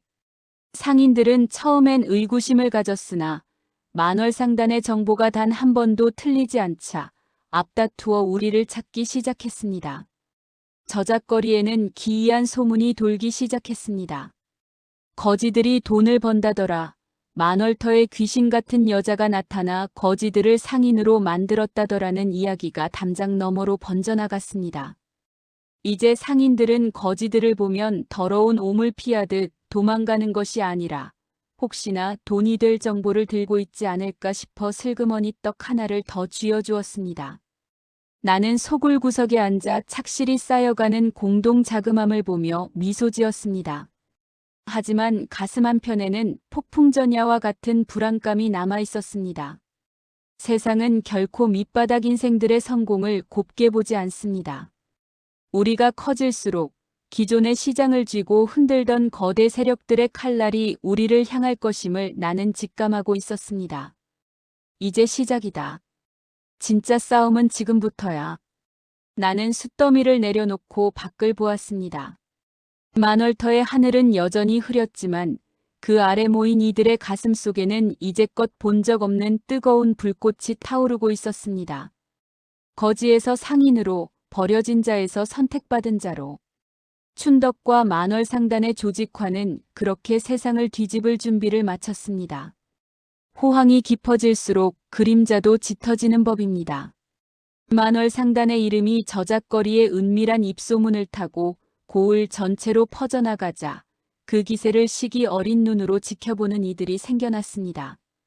그 중에서도 가장 날카로운 이빨을 드러낸 것은 고을의 모든 상권을 독점하다시피 해온 금강상단의 대행수 장필도였습니다. 그는 평생을 비단과 약재 거래로 부를 쌓아온 인물로 관아의 이방과 결탁하여 법보다 앞선 권력을 휘두르는 자였습니다. 그에게 만월터의 거지들은 그저 발밑에 흙보다 못한 존재들이었으나 이제 그 흙이 자신의 신발을 더럽히는 수준을 넘어 금방이라도 자신의 목줄을 쥘 듯한 기세로 올라오자 본색을 드러내기 시작한 것입니다. 장필도는 어느 날 저녁 만월상단과 은밀히 거래하던 포목점 주인 박서방을 자신의 본거지로 불러들였습니다. 화려한 비단 병풍 앞에 앉아 차를 마시던 장필도의 눈빛은 뱀처럼 차갑고도 집요했습니다. 박행수, 자네가 요새 거지놈들과 어울려 푼돈을 만진다는 소문이 돌더군. 이 바닥상도가 언제부터 구걸하는 놈들의 혓바닥에 놀아나게 되었나? 자네가 그 천한 것들과 손을 잡는다는 건 곧 우리 금강상단과의 의리를 저버리겠다는 뜻으로 들리는데 내 말이 틀렸는가? 박서방은 사시나무 떨듯 몸을 떨며 바닥에 머리를 조아렸습니다. 아, 아닙니다, 대행수님. 그저 잃어버린 물건을 찾으려다 보니 잠시 도움을 받은 것뿐입니다. 어찌 제가 감히 금강상단의 심기를 거스르겠습니까? 도움을 받았다? 그게 문제라는 거야. 시장의 질서는 우리가 정하는 것이지 뒷골목 쥐새끼들이 정하는 게 아니란 말일세. 앞으로 그 만월터 놈들과 거래하는 자가 있다면 고을 안에서 비단한 필사란 톨도 유통하지 못하게 하겠다고 전해라. 그리고 관아의 이방에게도 일러두었으니 조만간 그 소굴에도 찬바람이 불 걸세. 장필도의 압박은 삽시간에 시장을 얼어붙게 만들었습니다. 만월상단의 주 고객이었던 소상인들은 장필도의 보복이 두려워 우리와의 접촉을 일제히 끊었습니다. 거지 아이들이 들고 온 황금 같은 정보는 이제 아무도 사려 하지 않는 쓰레기가 되었습니다. 심지어 길거리에서 정보를 전달하려던 이슬부대의 아이들은 금강상단이 고용한 왈패들에게 붙잡혀 죽도록 매를 맞고 돌아오기 일쑤였습니다. 행수님, 상인들이 문을 열어주지 않습니다.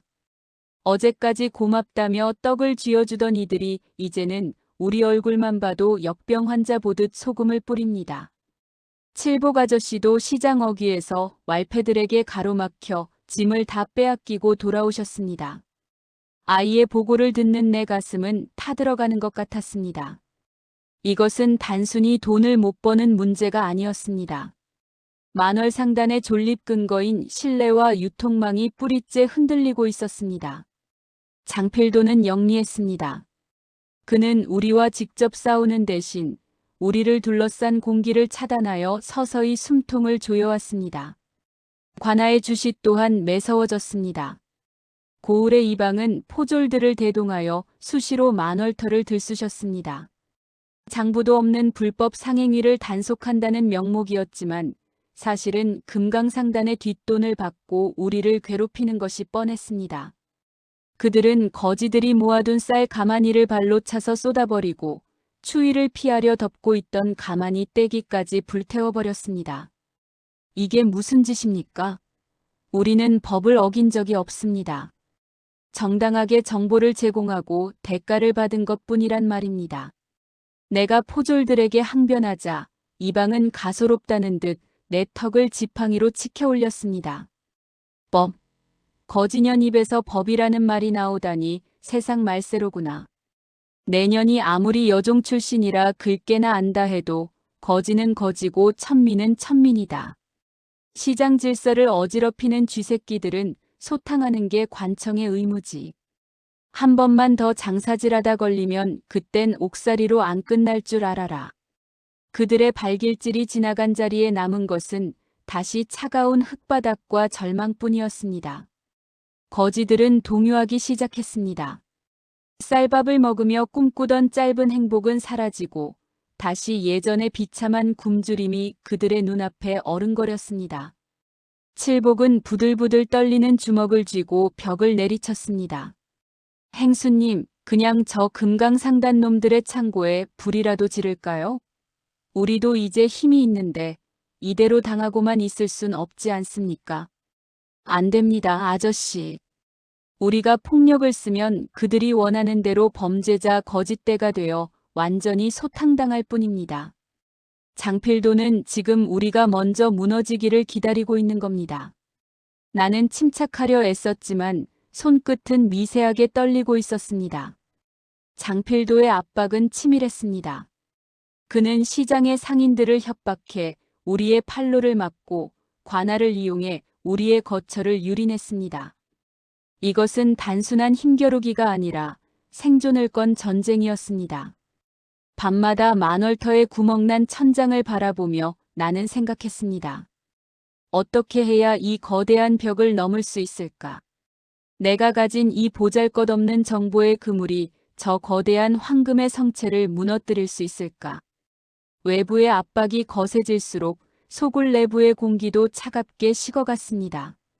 누군가는 벌써 장필도의 눈치를 보며 짐을 쌀 준비를 하고 있었고 누군가는 내 리더십의 의문을 표하기 시작했습니다. 폭풍은 이제 막 시작되었습니다. 장필도의 서늘한 경고는 만월터의 비참한 현실과 부딪히며 거대한 파도를 만들어내고 있었습니다. 나는 그 파도 앞에서 홀로 서 있는 기분이었습니다. 10년간 억울함을 견디며 살아온 나였지만 이번 시련은 그때와는 결이 달랐습니다. 나 혼자만의 파멸이 아니라 나를 믿고 따라준 수십 명의 인생이 내 어깨에 걸려 있었기 때문입니다. 포기하지 마라. 장필도가 강한 것은 돈 때문이지만 우리가 강한 것은 아무것도 잃을 게 없기 때문이다. 나는 어둠 속에서 나직이 되뇌었습니다. 하지만 그 다짐이 무색하게도 만월상단을 향한 외부의 압박은 갈수록 더 정교하고 잔인하게 우리를 옥죄어 오고 있었습니다. 시장 질서를 어지럽힌다는 명분 아래 우리는 다시 사람이 아닌 해충으로 분류되어 박멸될 위기에 처해 있었습니다. 외부의 적보다 무서운 것은 내부에서 싹트는 의심과 균열이었습니다. 장필도의 금강상단이 시장의 숨통을 조이고 관아의 포졸들이 만월터의 쌀독을 깨부술 때까지만 해도 우리에겐 결속이라는 마지막 보루가 있었습니다. 그러나 굶주림이 다시 일상이 되고 내일의 희망보다 당장의 매질이 두려워지기 시작하자 굳건했던 만월상단의 기둥들이 밑바닥부터 썩어 들어가기 시작했습니다. 그 균열의 시작은 가장 믿었던 이 중 하나인 두칠이었습니다. 두칠은 이슬부대에서 가장 발이 빠르고 정보 수집 능력이 탁월해 내가 각별히 신임하던 청년이었습니다. 그는 우리 상단의 핵심 거래 장부와 주요 상인들의 약점이 기록된 비밀 문서를 관리하는 역할까지 맡고 있었습니다. 그런 그가 어느 날 새벽 상단의 공동자금 일부와 가장 치명적인 정보가 담긴 서신들을 들고 감쪽같이 사라졌습니다. 행수님, 두칠이가 보이지 않습니다. 자그만 바닥이 드러났고 행수님이 그토록 강조하셨던 대외비 장부들도 모두 사라졌습니다. 칠복 아저씨의 다급한 외침에 나는 정신이 아득해졌습니다. 설마 했던 일이 벌어진 것입니다. 두칠은 장필도의 은밀한 유혹에 넘어간 것이 분명했습니다. 거짓대에 우두머리 노릇을 해봤자 평생 거지일 뿐이지만 정보를 넘기면 금강상단의 정식 서기로 채용해주겠다는 장필도의 제안은 평생 밑바닥을 전전하던 청년에게 거부할 수 없는 독사과였을 것입니다. 배신은 도미노처럼 조직을 무너뜨렸습니다. 두칠이 넘긴 정보로 인해 우리가 관리하던 비밀 유통망은 하룻밤 사이에 관아에 발각되었습니다. 우리를 도와주던 상인들은 줄줄이 포도청으로 끌려갔고 그들은 고문 끝에 만월상단이 협박해서 어쩔 수 없이 협력했다는 거짓 자백을 쏟아냈습니다. 이제 우리는 단순한 거짓대가 아니라 시장의 상도를 어지럽히고 상인들을 겁박하는 범죄 조직으로 낙인 찍혔습니다. 거봐라, 내가 뭘 했냐. 계집의 말을 믿고 장사를 하네 어쩌네 하더니 결국 이 꼴이 나지 않았느냐.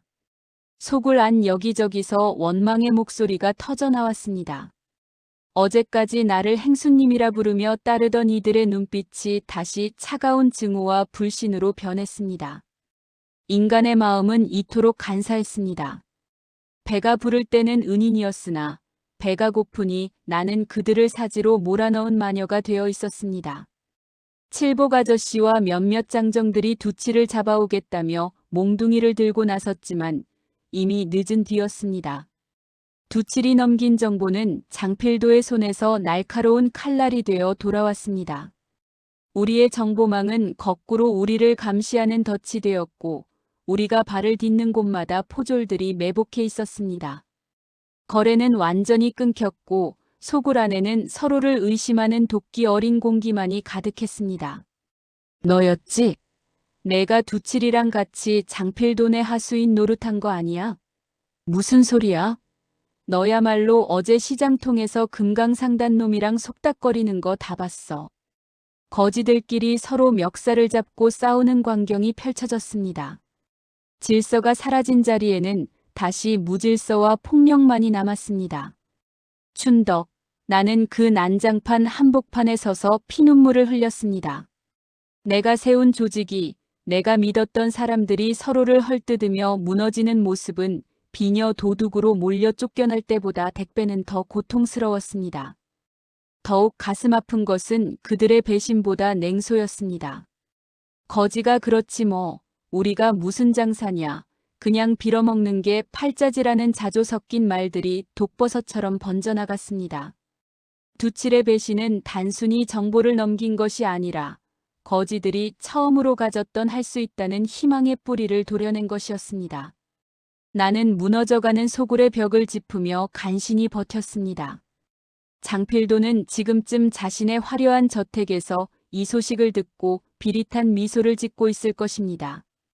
손 하나 까닥하지 않고 우리를 스스로 무너지게 만든 그의 치밀함에 치가 떨렸습니다.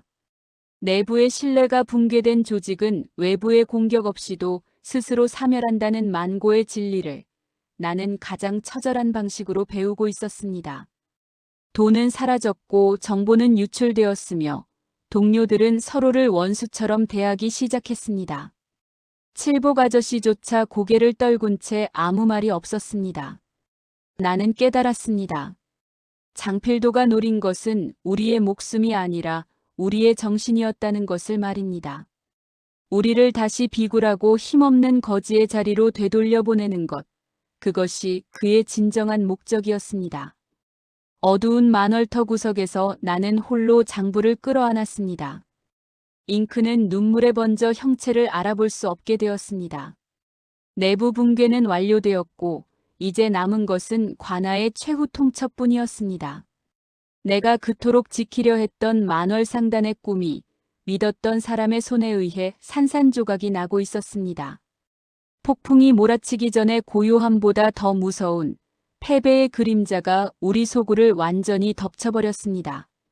하늘도 무심하시지 만월터에 불어닥친 재앙은 멈출 기미가 없었습니다. 두칠의 배신으로 무너진 우리에게 남은 것은 관아의 서슬퍼런 단속뿐이었습니다. 비가 억수같이 쏟아지던 그날 새벽 횃불을 든 포졸들이 만월터의 입구를 포위했습니다. 군화 발소리가 진흙탕을 짓밟는 소리는 마치 사신의 발걸음처럼 불길하게 소굴 안을 파고들었습니다.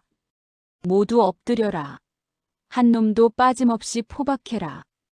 이방의 날카로운 호령과 함께 포졸들이 들이닥쳤습니다. 그들은 거지들이 며칠간 굶주림을 참아가며 모아둔 상단의 공동 자금함을 도끼로 박살냈습니다.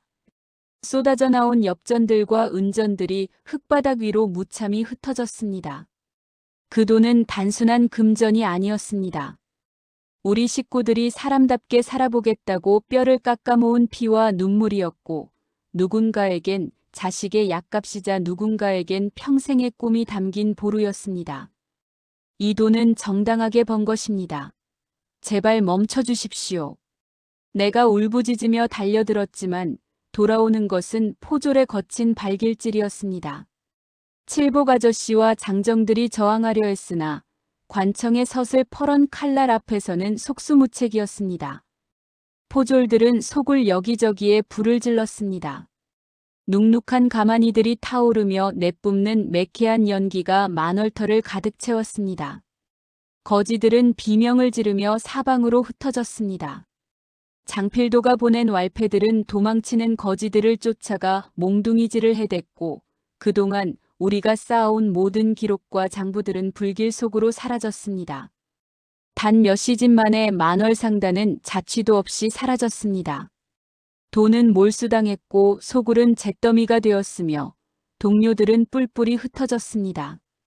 관하로 끌려가지 않은 이들은 장필도의 보복이 두려워 고을 밖으로 도망치거나 다시 예전처럼 이름 없는 거리의 불황자가 되어 어둠 속으로 숨어버렸습니다. 정신을 차렸을 때 내 곁에는 아무도 없었습니다. 불탄 만월터의 잔해 위로 차가운 빗줄기만이 내리고 있었습니다. 나는 텅 빈 자그맘을 붙잡고 통곡했습니다. 10년간 여종으로 살며 겪었던 멸시보다 지금 이 순간의 상실감이 나를 더 깊은 나락으로 떨어뜨렸습니다. 내가 꿈꿨던 거지들의 세상은 한여름밤의 꿈이었을까요? 아니면 애초에 우리 같은 밑바닥 인생들에겐 허락되지 않은 사치였을까요? 나는 비틀거리며 거리로 나섰습니다. 발길이 닿은 곳은 역설적이게도 며칠 전 내가 처음 쓰러졌던 그 비정한 대가집 앞 담벼락이었습니다. 운명의 장난처럼 나는 다시 제자리로 돌아와 있었습니다. 화려한 비단옷을 꿈꿨던 여종은 다시 너덜너덜한 누더기를 걸친 거지가 되었고, 세상을 바꾸겠다던 기계는 온데간데 없이 사라진 채 오직 살아야 한다는 짐승 같은 본능만이 남았습니다. 거봐, 결국 적골이 날 줄 알았지. 거지가 무슨 장사를 한다고 설쳐대더니 꼴 좋다. 지나가는 사람들의 수군거림이 환청처럼 들려왔습니다. 빗물에 젖은 내 모습은 처참했습니다. 무릎은 깨져 피가 흐르고 머리카락은 헝클어져 귀신 같은 몰골이었습니다. 나는 담벼락 아래 웅크리고 앉아 하늘을 원망했습니다. 왜 저에게 이런 시련을 주십니까? 왜 우리에게만 이토록 가혹하십니까? 하지만 그 절망의 밑바닥에서 나는 기묘한 고요함을 느꼈습니다. 더 이상 잃을 것이 없다는 사실이 역설적으로 나를 차갑게 식혔습니다. 장필도는 내 돈을 뺏고 소굴을 태웠지만 내 머릿속에 있는 세상을 읽는 눈까지는 뺏어가지 못했습니다. 관아는 내 동료들을 흩어놓았지만 우리가 함께 나누었던 사람 대접받던 기억까지는 지우지 못했습니다. 나는 진흙탕 속에 박힌 작은 돌멩이 하나를 집어들었습니다. 그리고 떨리는 손으로 담벼락에 글자를 새겼습니다. 만월. 달은 기울면 다시 차오르는 법입니다. 지금 내가 마주한 이 어둠이 가장 깊다는 것은 곧 새벽이 밝아온다는 뜻이기도 했습니다. 여기서 끝낼 수 없다. 죽어도 여기서 죽지는 않겠다. 나는 이를 악물었습니다. 억울해서라도 장필도의 그 비릿한 웃음을 지워버리기 위해서라도 나는 다시 일어나야 했습니다. 그때였습니다. 빗소리 사이로 누군가의 발소리가 들려왔습니다. 고개를 들어보니 다리를 절며 다가오는 그림자가 있었습니다. 칠복 아저씨였습니다. 그의 얼굴은 멍투성이었고 옷은 찢겨 있었지만 그의 눈에는 아직 불꽃이 살아 있었습니다. 행수님, 여기 계셨군요. 그의 뒤로 하나둘씩 그림자들이 모여들기 시작했습니다. 이슬부대의 아이들, 바위 부대의 노인들. 겁에 질려 도망쳤던 이들이 비를 뚫고 다시 내 곁으로 돌아오고 있었습니다. 그들은 아무 말도 하지 않았지만 그들의 눈빛은 나에게 말하고 있었습니다. 아직 끝나지 않았다고, 다시 시작하자고. 최악의 순간 모든 것이 무너진 그 폐허 위에서 우리는 다시 서로의 손을 잡았습니다. 돈도 없고 집도 없었지만 우리에겐 서로가 있었습니다. 나는 비로소 깨달았습니다. 만월 상단의 진짜 힘은 은전 두잎이 아니라 다시 일어서려는 이 처절한 의지에 있다는 것을 말입니다. 비는 여전히 내리고 있었지만 내 가슴 속에는 세상을 다 태워버릴 듯한 뜨거운 결의가 타오르기 시작했습니다. 이것은 패배의 끝이 아니라 위대한 반격의 서막이었습니다. 폐허가 된 만월터의 잿더미 위로 차가운 새벽 안개가 자욱하게 깔렸습니다. 관아의 불길이 휩쓸고 간 자리에 남은 것은 타버린 가마니 조각과 깨진 옹기 그릇뿐이었지만 그 정막을 깨고 하나둘씩 그림자들이 모여들기 시작했습니다. 칠복 아저씨를 시작으로 왈패들에게 쫓겨 산속으로 숨어들었던 이슬부대의 아이들, 그리고 관아의 매질을 견뎌낸 바위부대의 노인들까지. 그들의 몰골은 이전보다 훨씬 처참했습니다. 피딱지가 앉은 얼굴, 흙먼지로 뒤덮인 누더기, 그리고 굶주림에 휑해진 눈동자. 하지만 그 눈빛만은 이전의 비굴한 거지들과는 달랐습니다. 그들은 이미 사람답게 사는 맛을 본 자들이었기에 다시는 예전의 비참한 구걸 인생으로 돌아가고 싶지 않은 도끼가 서려 있었습니다. 나는 타버린 장부의 죄를 손에 묻힌 채 모여든 식구들 앞에 섰습니다.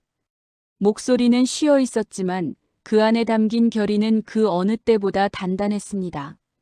모두 잘 돌아와 주셨습니다.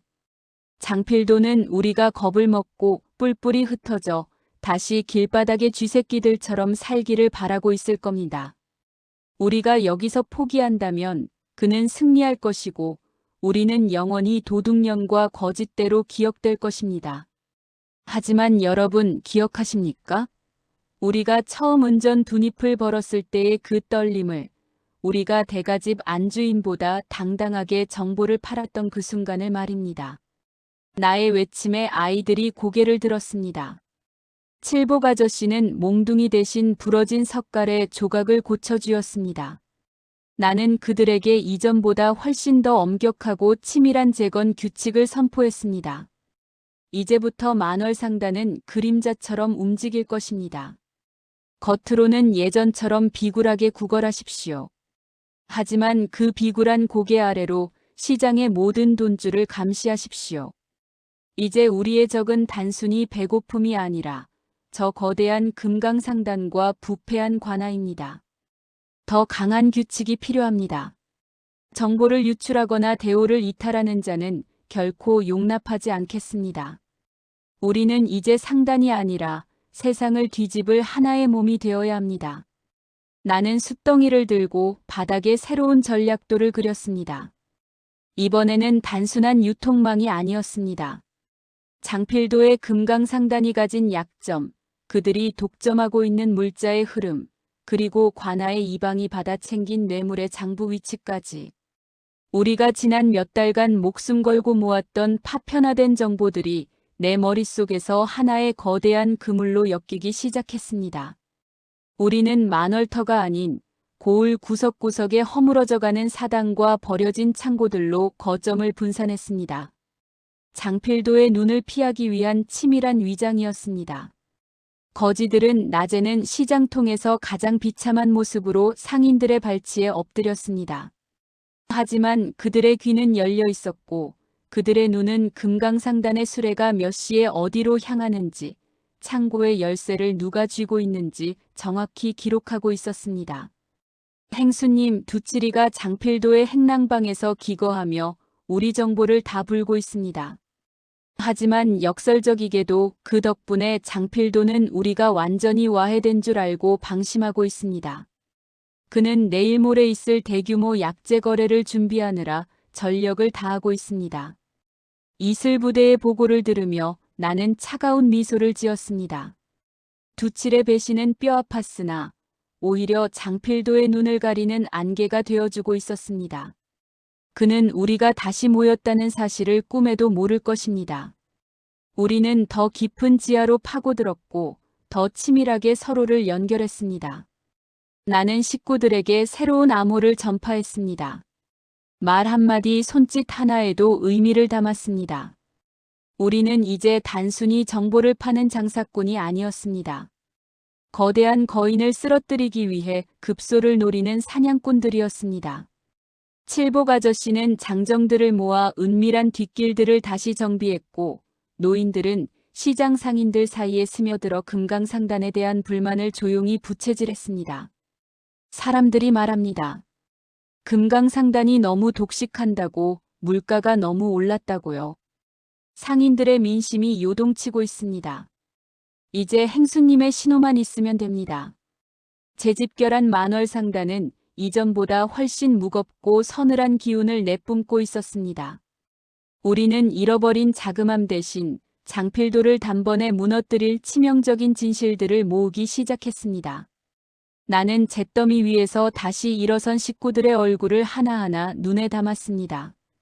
그들의 눈에는 이제 단순한 탐욕이 아닌 자신들을 짓밟은 세상에 대한 거대한 반격의 의지가 일렁이고 있었습니다.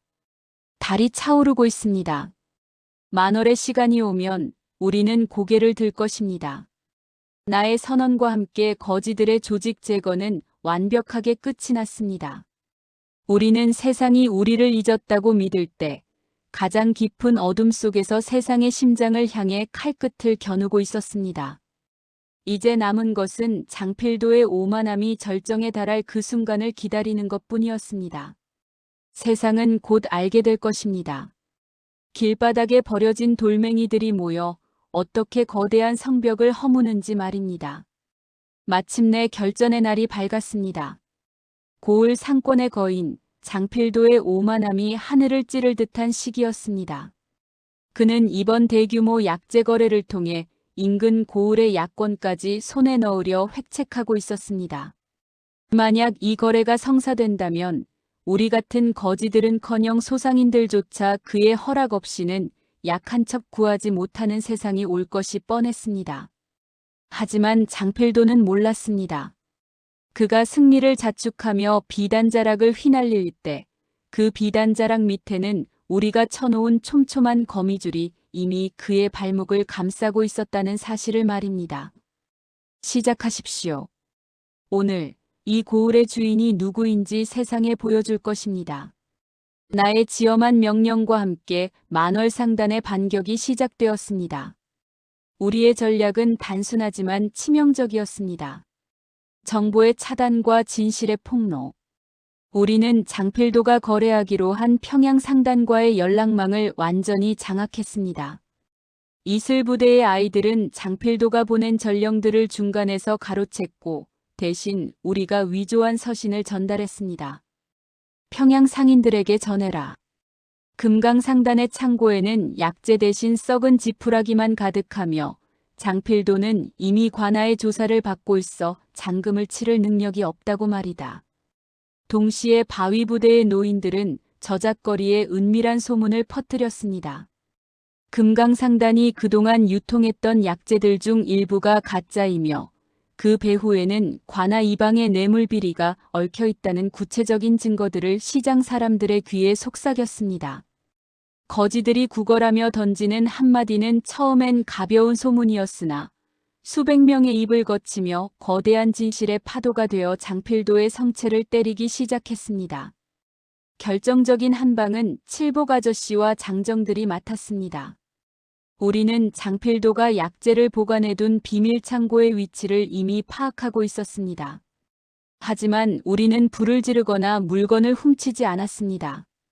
대신 그 창고 안에 든 약재가 사실은 독성이 강한 하급 품목을 고급으로 둔갑시킨 것이라는 사실을 증명할 진짜 장부를 확보에 관하여 암행어사 혹은 장필도의 경쟁 상단들에게 흘렸습니다. 행수님, 장필도가 평양 상인들을 만나러 나갔습니다. 그런데 약속 장소에 평양 상인 대신 그를 기다리고 있던 건 그가 뇌물을 주며 매수했다고 믿었던 사또와 암행어사였습니다. 보고를 듣는 내 눈앞에 장필도의 당황한 얼굴이 그려졌습니다. 그는 자신의 정보망이 완벽하다고 믿었겠지만 그 정보망의 모세혈관인 거지들이 등을 돌린 순간 그는 눈먼 봉사나 다름없었습니다. 장필도가 거래를 위해 준비했던 막대한 자금은 순식간에 동결되었고 그의 수하들은 관아의 포졸들에게 줄줄이 엮여 끌려갔습니다. 장필도는 최후의 수단으로 왈패들을 동원해 무력으로 상황을 돌파하려 했습니다. 하지만 그들이 몽둥이를 들고 거리로 나왔을 때 그들을 가로막은 것은 무장한 군관들이 아니라 수백 명의 거짓대였습니다. 칠복 아저씨를 선두로 한 우리 식구들은 몸을 던져 그들의 길을 막았습니다. 더 이상 우리를 짐승처럼 대하지 마라. 우리가 너희의 모든 죄를 지켜보고 있었다. 수백 명의 거지가 쏟아내는 함성은 장필도의 저택 유리창을 흔들 만큼 웅장했습니다. 왈패들은 그 기세에 눌려 무기를 버리고 도망쳤고 장필도는 자신의 화려한 집무실에서 포졸들에게 압송되었습니다.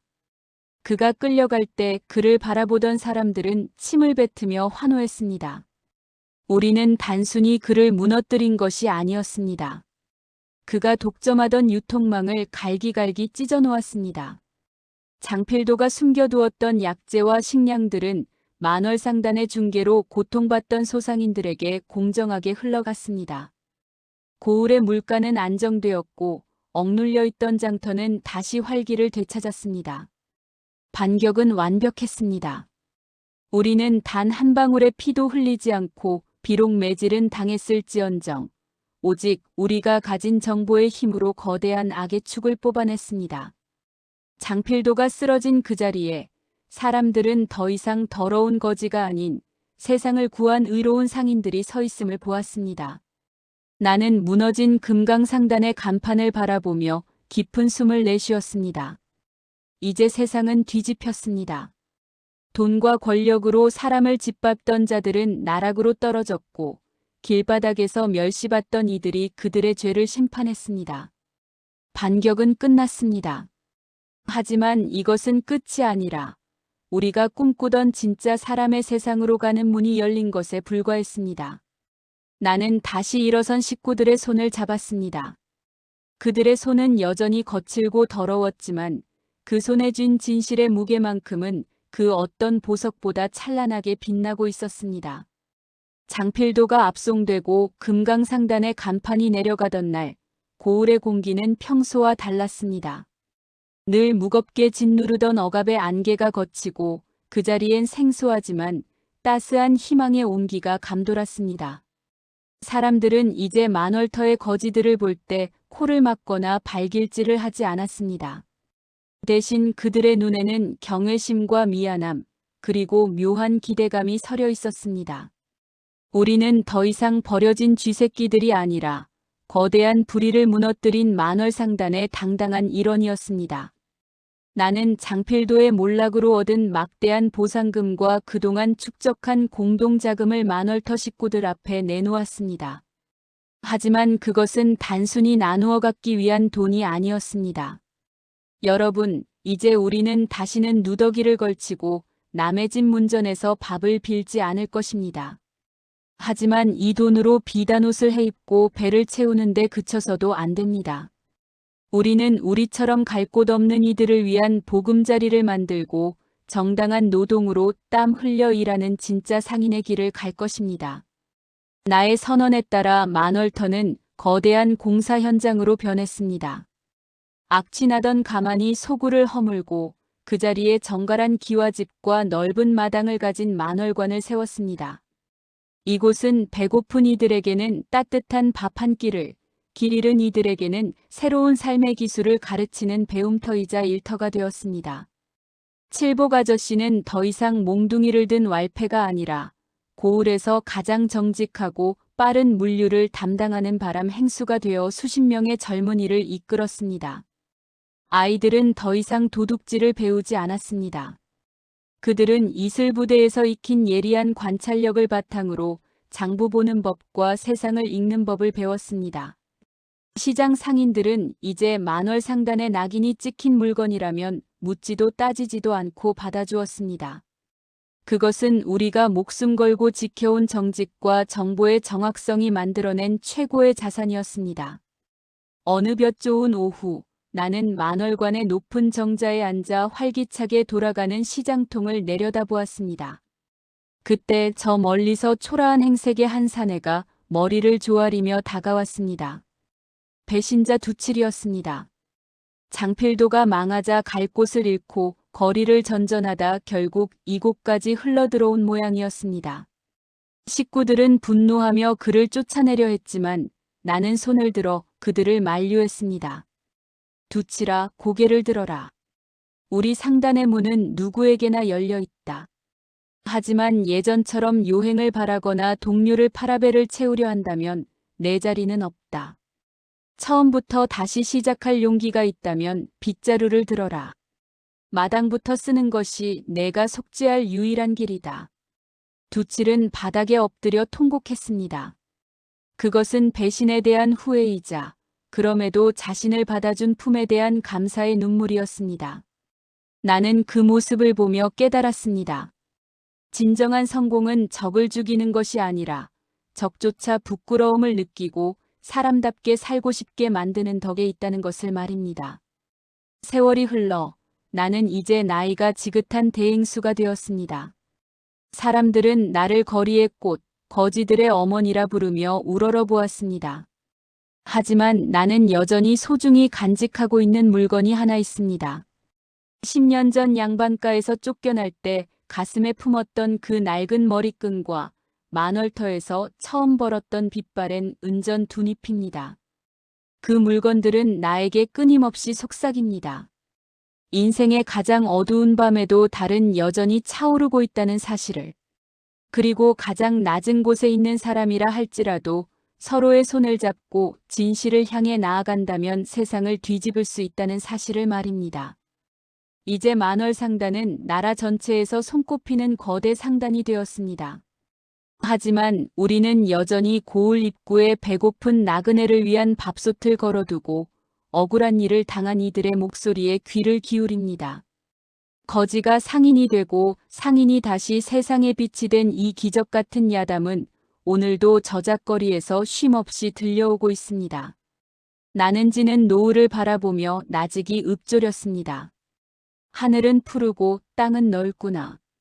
사람이 사람답게 사는 세상, 그것이면 족하다. 춘덕의 이야기는 여기서 끝이 나지만 만월상단의 등불은 오늘 밤도 세상의 어두운 구석구석을 비추며 꺼지지 않고 타오르고 있습니다. 달이 가득 찬 밤 당신의 귀에 누군가의 은밀하고도 따뜻한 정보가 들려온다면 기억하십시오. 그것은 바로 우리 만월의 식구들이 보내는 희망의 전원일지도 모른다는 것을요.